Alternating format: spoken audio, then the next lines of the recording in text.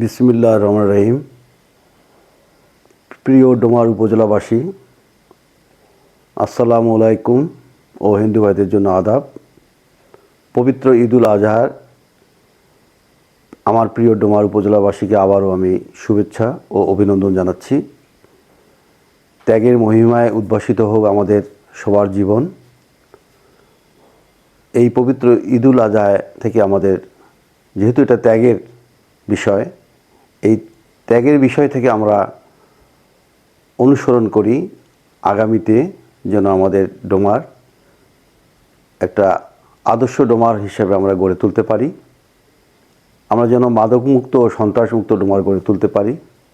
আসুন আমরা দলমত নির্বিশেষে সবাই ঐক্যবদ্ধ হয়ে এই কাজটি করি এবং এই কুরবানি শেষে বিভিন্ন জায়গায় বর্জ্যগুলো যেন আমরা নিজ দায়িত্বে পরিষ্কার করি এবং এই পরিষ্কার পরিচ্ছন্নতাও একটা ঈমানের অঙ্গ, সেই কাজটিও যেন আমরা পালন করতে পারি। আমরা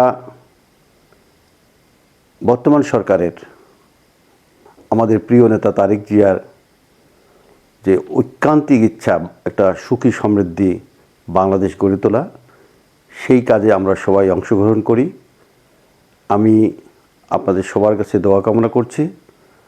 আমার বাংলাদেশের শহীদ প্রেসিডেন্ট জিয়াউর রহমান ও প্রয়াত প্রধানমন্ত্রী বেগম খালেদা জিয়া রুহের মাগফিরাত কামনা করছি এবং তারেক জিয়ার ঐক্যবদ্ধ বাংলাদেশ গড়ে তোলার জন্য তাকে আল্লাহ তৌফিক দান করুন একটা সুখী সমৃদ্ধ দেশ করার জন্য।